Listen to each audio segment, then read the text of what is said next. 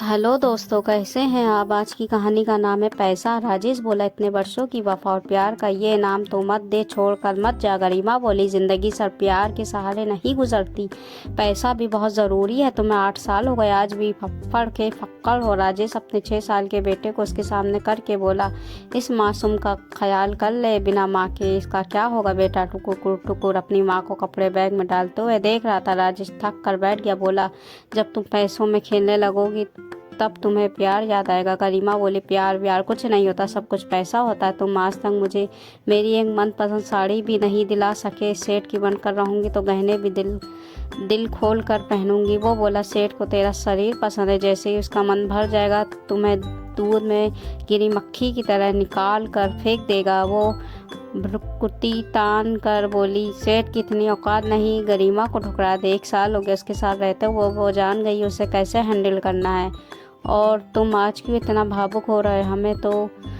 हम तो उसी दिन अलग हो गए थे जब मैंने डिवोर्स का मुकदमा किया था तुम पर। इसी महीने के अंत में मुकदमे का निर्णय भी आ जाएगा। गरिमा और राजेश की 8 साल पहले शादी के बाद वो शहर में आकर रहने लगा था। गरिमा हर समय महंगी गाड़ियाँ, साड़ियाँ और गहने पहनने के लिए सपने देखा करती थी। महंगी गाड़ियों को देखकर उसमें बैठने के लिए लालचता रहती थी। राजेश उसे सिर्फ सपने दिखा सकता था, पूरे करने की उसकी हैसियत नहीं थी। धीरे धीरे दोनों में झगड़े बढ़ने लगे और नौबत डिवोर्स तक क्या पहुंची।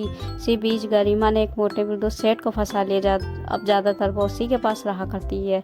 आज आखिरी बार वो अपना कुछ सामान लेने राजेश के घर आई थी। राजेश भी उसे रोकने का आखिरी असफल प्रयास कर रहा था, मगर गरिमा नहीं रुकी और चली गई। 1 महीने बाद दोनों का डिवोर्स हो गया। बच्चे की जिम्मेदारी राजेश को मिली। गरिमा उसे रखना भी नहीं चाहती थी। उसके बाद राजेश शहर छोड़कर गांव चला गया, क्योंकि शहर से उसे नफरत हो गई थी। शहर ने उसे लूट लिया था, उसकी सुंदर बीवी उससे छीन ली थी। 20 साल बाद राजेश को, जो कभी मकान बनाने वाला मिस्त्री था, अब वो बड़ा ठेकेदार बन गया था। शहर में उसकी कई साइट चल रही थी।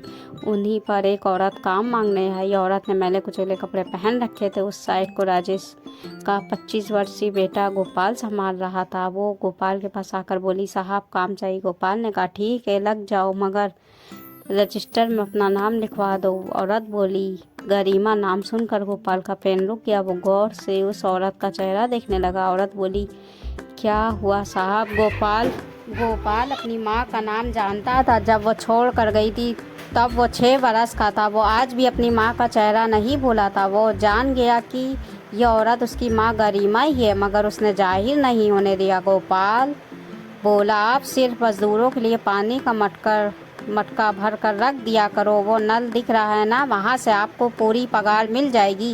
गरिमा की आंखों में आंसू आ गए। गरिमा बोली, आपको ईश्वर हमेशा खुश रखे साहब, जो आपने मुझे ये आसान सा काम दिया। कई दिनों से काम के लिए भटक रही हूँ। कोई मेरी हालत और उम्र देखकर काम ही नहीं देना चाहता। आप बहुत अच्छे हैं साहब। आपके माता पिता बहुत नेक इंसान होंगे जो ऐसे संस्कारवान बेटा पैदा। गोपाल को अपनी माँ से नफरत थी, मगर आज उसकी हालत देखकर उसका मन रोने को हो रहा था। वो वहाँ से दूर जाकर सब कुछ देखने लगा। फिर उसने पिता को फ़ोन करके सब कुछ बता दिया। राजेश ने कहा, वो तेरी माँ है, तू उसके साथ कैसा भी व्यवहार कर, मुझे कोई आपत्ति नहीं होगी, मगर मैं उसकी सूरत भी नहीं देखूंगा।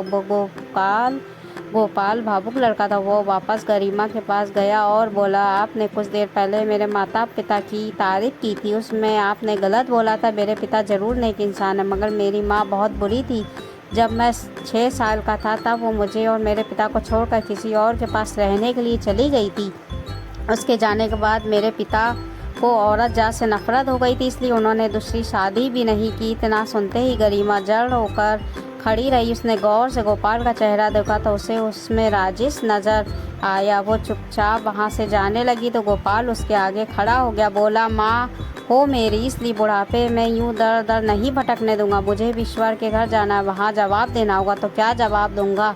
फिर गोपाल ने गरिमा को गाड़ी में बैठाया और शहर में ही अपने एक घर में छोड़ आया। बोला, यहाँ आपको रहने के लिए सब कुछ मिलेगा, मगर यहाँ आपको कोई रिश्ता नहीं मिलेगा, क्योंकि आपको पता ही नहीं है कि रिश्ते होते क्या है। गरिमा जिस सेठ के लिए राजेश को छोड़ कर गई थी, उसने तो उसे 2 महीने बाद ही घर से भगा दिया था।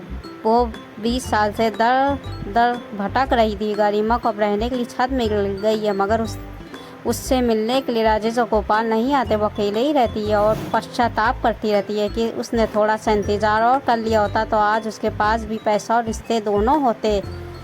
इस कहानी को लेकर आपकी क्या राय है? कहानी अच्छी लगी हो तो सहाना हिंदी कहानियों को लाइक करें और सब्सक्राइब करें। मिलते हैं फिर अगली नई हिंदी कहानियों के साथ। तब तक कि अपना ख्याल रखिएगा, दुआओं में याद रखिएगा। अल्लाह हाफिज़।